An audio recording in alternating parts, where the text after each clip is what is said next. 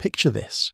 You're climbing the crumbling stone steps of a medieval tower on a freezing winter night in 1419. The wind howls through cracks in the ancient stones, carrying with it whispers of long-forgotten screams. As you reach the top floor, you hear something that makes your blood run cold. Not cries of pain, but the desperate whispers of a woman talking to someone who isn't there, followed by the most disturbing sounds you've ever heard. The wet, frantic sounds of someone consuming something that should never pass human lips.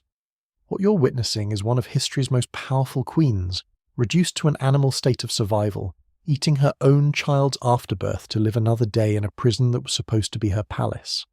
This isn't just another tale of medieval cruelty. It's the story of how absolute power can transform love into betrayal, how pregnancy can become a death sentence, and how a human being can be pushed so far beyond the edge of civilization that survival itself becomes an act of horror. The name Isabella of Montclair might not be familiar to you, but her story will haunt your dreams long after you finish listening. Let's start with the woman who had become the architect of her own survival nightmare, though she had no idea she was walking into a trap that would test the very limits of human endurance. Isabella wasn't born to be a victim. In fact, she was everything a medieval queen was supposed to be and more. When she married King Edmund of Ravenshollow in 1416, chroniclers described her as possessing the wisdom of Athena and the beauty of Venus herself. But what made Isabella truly dangerous to her enemies wasn't her appearance, it was her mind. Medieval court records discovered in monastery archives centuries later reveal that Isabella was unlike any queen before her. She could read and write in 6 languages, had studied medicine with Arabian scholars, and most shocking of all for the 15th century, she believed women deserved the same rights as men. She established the first women's hospital in the kingdom, created schools where girls could learn alongside boys, and even had the audacity to advise her husband on military strategy. The nobles loved her because she brought prosperity to the kingdom through innovative trade agreements. The common people adored her because she would walk among them without guards, learning their names and their struggles. Even her enemies admitted that Isabella of Montclair had transformed Ravenshollow from a backward medieval kingdom into something resembling a Renaissance city-state. But perhaps most importantly for our story, Isabella was pregnant. The pregnancy had been announced with great celebration throughout the kingdom. Church bells rang for 3 days straight, and Edmund declared a month of festivities. This child would be the heir that would cement their dynasty, the perfect blend of Edmund's royal bloodline and Isabella's brilliant mind. The queen herself glowed with maternal happiness, spending hours planning the nursery, designing educational toys, and dreaming of the enlightened ruler her child would become. What Isabella didn't know was that her pregnancy had also started a countdown timer on her life. You see, Edmund had never actually loved his brilliant wife. The marriage had been arranged by his advisors, who recognized that Isabella's intelligence and popularity made her a valuable political asset. But as Isabella's influence grew, as the people began looking to her for leadership rather than their king, Edmund's admiration turned to resentment, and eventually to something much darker. By 1418, secret correspondence found hidden in castle walls centuries later reveals that Edmund had begun negotiating with neighbouring kingdoms. The letters, written in a code that took historians decades to crack, lay out a plan so calculating, so cold-blooded, that it's almost impossible to believe it came from a man who had once claimed to love Isabella. The plan was simple in its brutality. Let Isabella give birth to secure the succession, then eliminate her in a way that would look like natural causes. Medieval medicine was primitive enough that postpartum deaths were common. No one would question a queen dying in childbirth, especially during a harsh winter when disease ran rampant. But Edmund's calculations went even deeper. Isabella's reforms had made her powerful enemies among the traditional nobility, who saw her progressive ideas as threats to their ancient privileges. These nobles had been whispering in Edmund's ear for months, convincing him that his wife was planning to usurp his throne, that she was turning the people against him, that she was a witch who had bewitched him with dark magic. Whether Edmund actually believed these accusations or simply found them convenient is lost to history.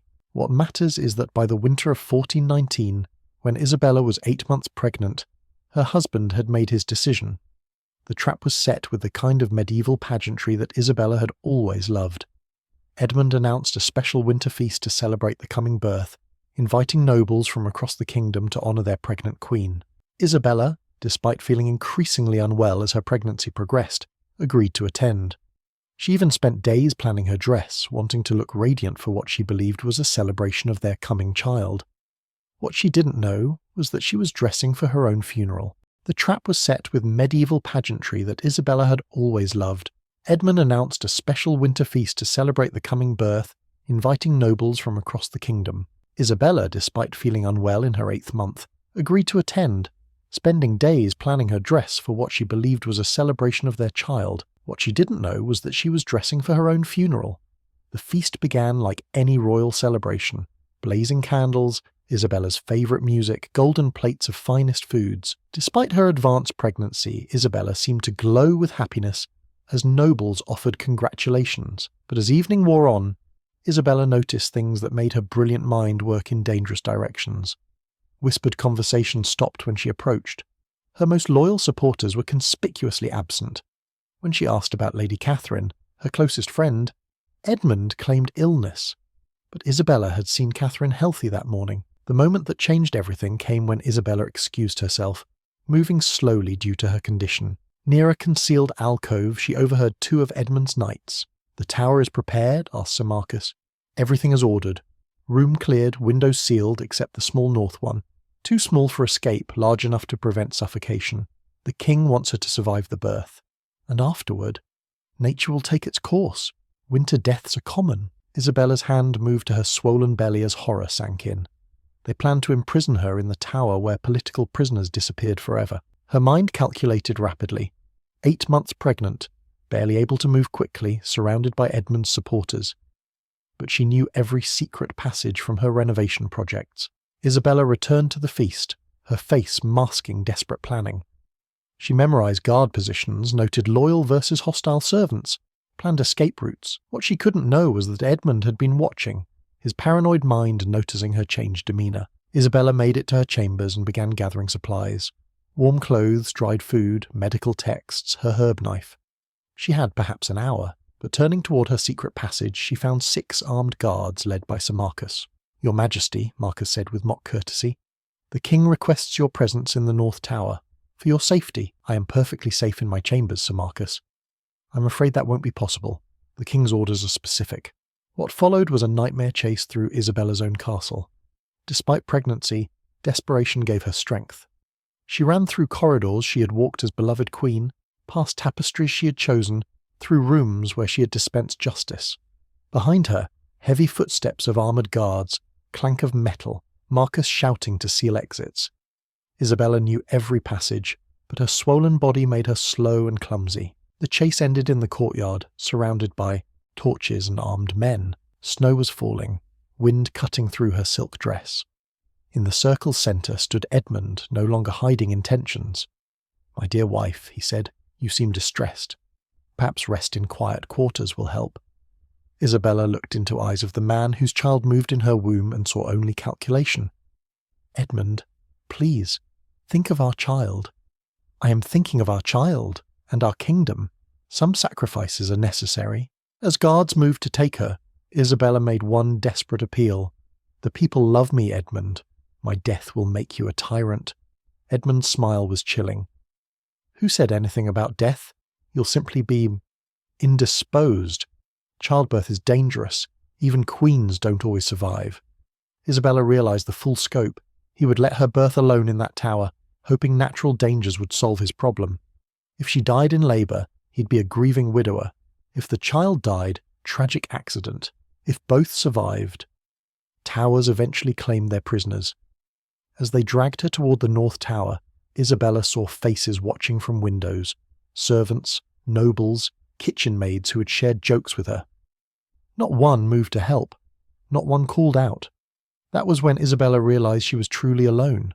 The North Tower had served as both fortress and prison for 2 centuries. Isabella was dragged up the spiral staircase, each step agony as her pregnant body struggled. Guards showed no mercy, hauling her upward when she stumbled. The room they threw her into was calculated cruelty.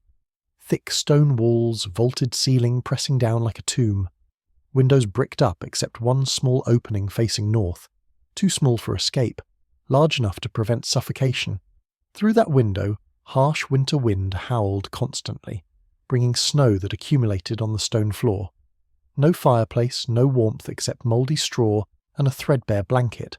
A wooden bucket served as wash basin and chamber pot. A rough table held a single candle. When it burned out, complete darkness. But it was what Edmund had left that revealed his true cruelty. On the table was a parchment with the royal seal. "My dear wife, you are guilty of treason against the crown, using witchcraft to corrupt the king's mind. Your execution has been postponed only due to your condition. After you produce an heir, justice will be carried out. Water will be provided twice weekly. Food will be provided as heaven sees fit. I suggest you pray for forgiveness. Your devoted husband, Edmund." Isabella read it 3 times before understanding. Edmund was creating legal justification for her death. By the time she gave birth, he would have convinced the court she was a witch. Her child would inherit titles but not influence, and Edmund would rule with absolute power. The phrase, "as heaven sees fit," meant she would receive barely enough sustenance to survive. Enough for the child, but not her health. As if summoned by her thoughts, the heavy wooden door opened, and Sir Marcus appeared with guards carrying her first meal in captivity. The guards seemed uncomfortable, unable to meet her eyes as they set down a wooden bowl and clay pitcher. The bowl contained watery gruel that looked like dishwater with mouldy bread scraps. The pitcher held water that smelled of algae and tasted of rust. This was slow execution by starvation. "Sir Marcus," Isabella said calmly, "surely condemned prisoners are fed adequately. My child needs proper nutrition." Marcus's face showed a flicker of guilt. "These are the king's orders, your majesty." "And what happens when the child is born?" Marcus's composure cracked. "That is not for me to decide, your majesty." After the guards left, Isabella heard the sound that would haunt her dreams. Heavy iron bars dropping across the door, chains rattling, multiple locks clicking. She was truly trapped. As night fell, Isabella positioned herself by the small window and looked out at the kingdom she had once ruled. She could see village lights below, warm and welcoming, where families gathered for meals and children were tucked into beds. She could see the main castle, where servants lit fires, in rooms she would never see again. As temperature dropped and wind cut through her dress, Isabella placed hands on her swollen belly and felt her child moving restlessly, sensing danger. "I'm sorry, little one," she whispered, "but I promise you this. Whatever happens, whatever I have to do to survive, I will see you born safely, even if it costs me everything I am." That night, as snow accumulated and her candle burned lower, Isabella began planning not just for survival, but for the kind of survival that would test human nature's very boundaries. She had no idea how prescient her promise would prove to be. Winter in medieval Europe killed even those living in comfort. For a pregnant woman trapped in an unheated stone tower, it became a daily battle against death itself.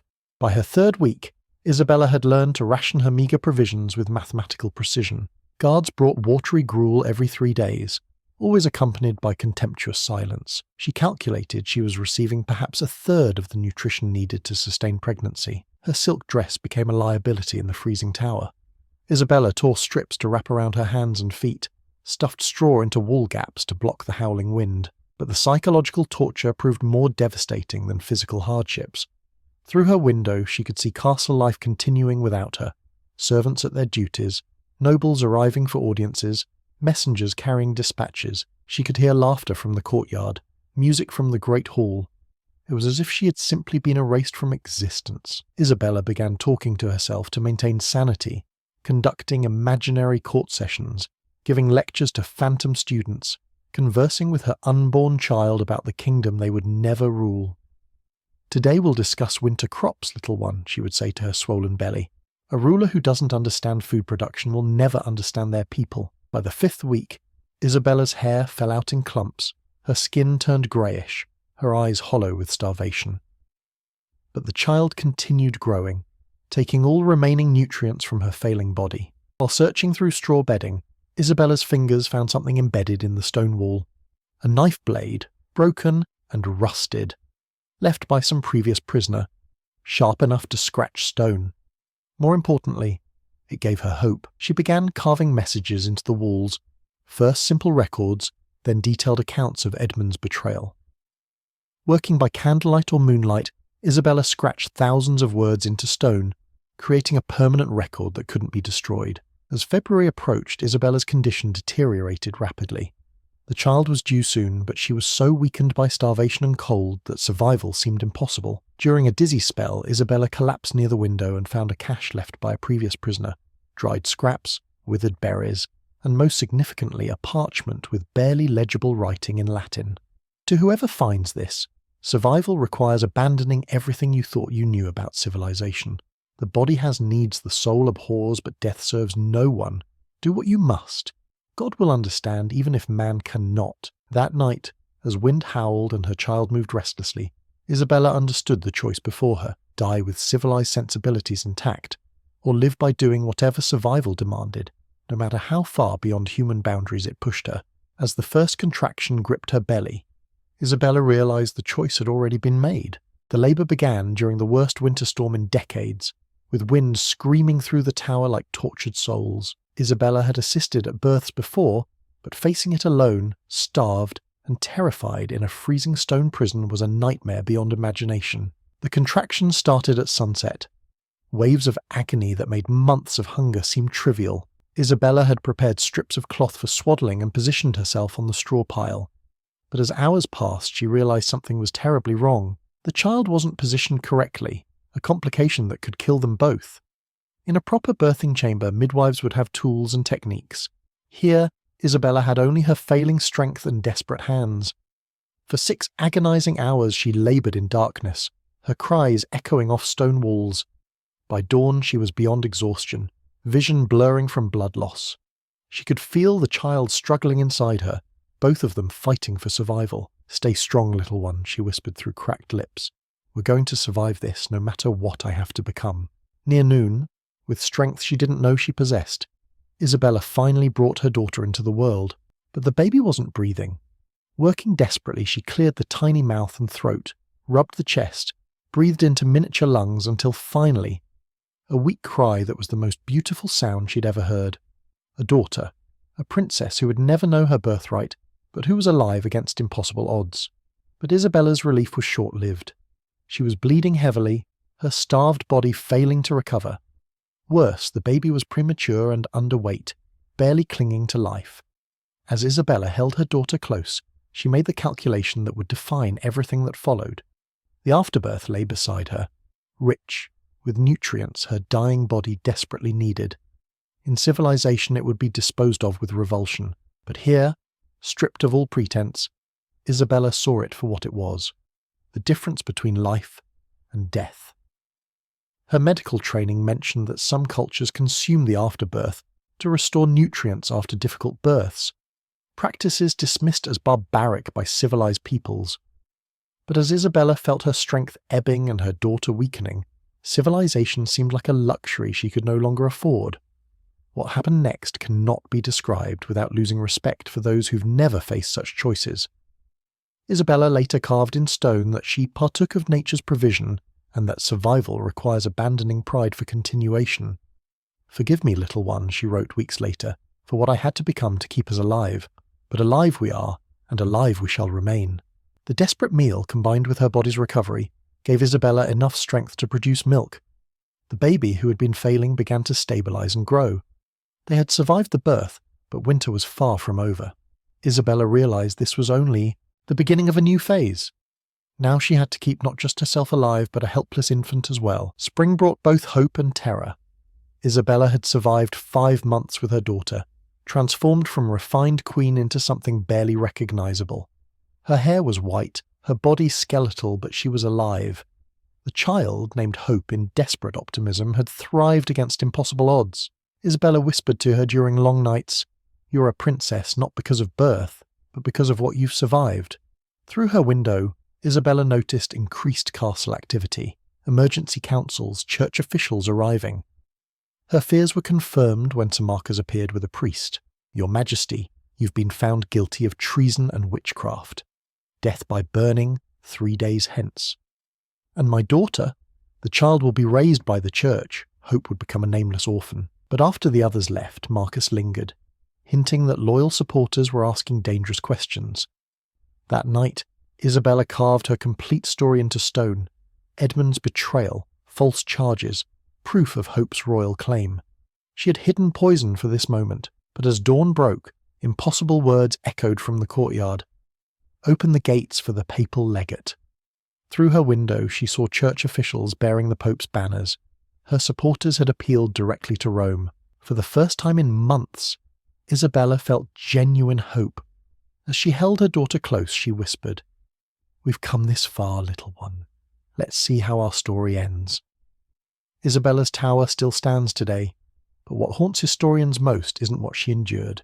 It's what she was willing to become to survive. Every castle wall has stories carved into it, waiting for someone brave enough to read them.